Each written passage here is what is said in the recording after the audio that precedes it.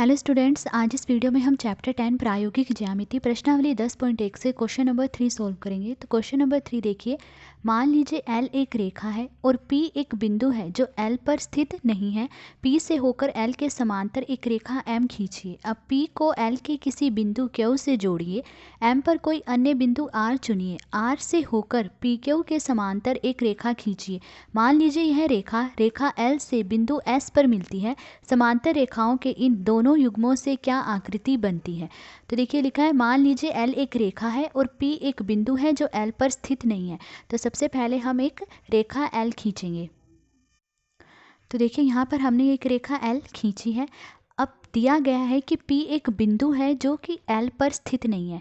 तो P एक बिंदु है जो कि इस रेखा L पर स्थित नहीं है। तो इस रेखा L से बाहर यहाँ कहीं पर जो है P बिंदु ले लेंगे। तो मैं यहाँ पर बिंदु P ले लेती हूँ।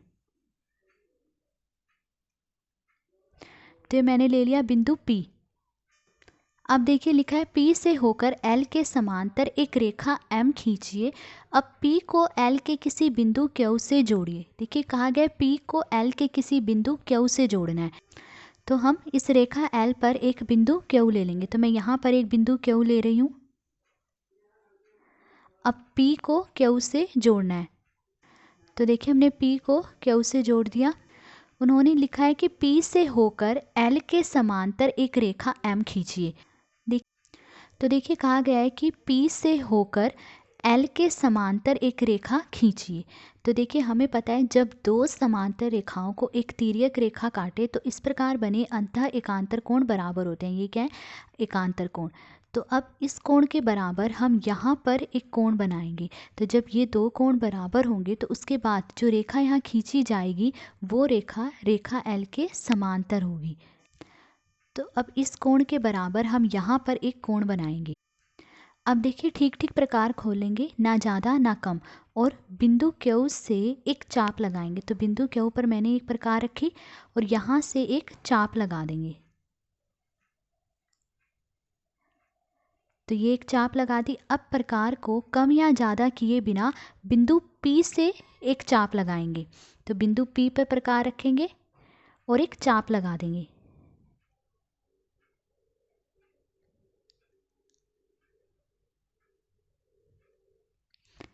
तो देखिए बिंदु P से मैंने एक चाप लगा दी। अब देखिए हमें इस कोण के बराबर यहाँ पर कोण बनाना है। तो अब इस कोण के बराबर प्रकार खोलेंगे। इस कोण के बराबर यहाँ से यहाँ तक हम प्रकार खोलेंगे।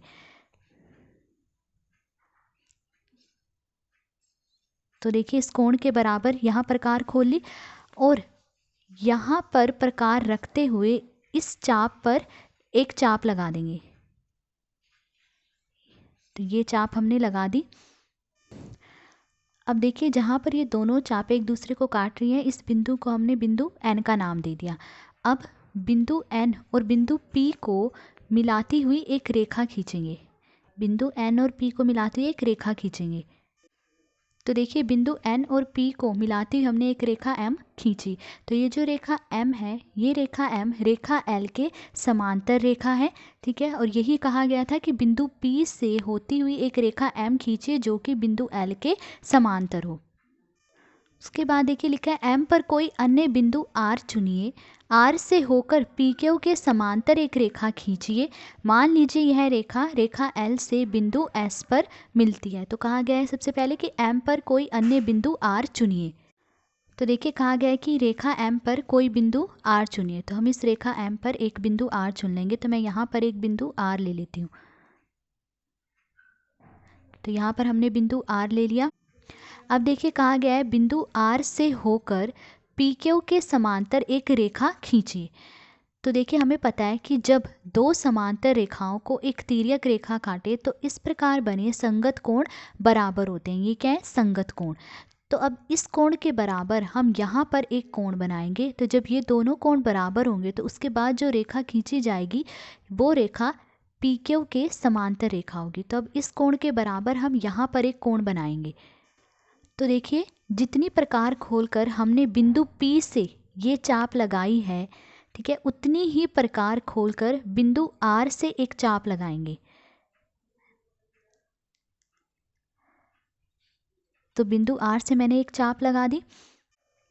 अब देखिए, अब बिंदु N पर प्रकार रखते हुए, ठीक है, इस कोण के बराबर प्रकार खोलेंगे। तो बिंदु N पर प्रकार रखते हुए इस कोण के बराबर मैंने प्रकार खोल ली, ठीक है।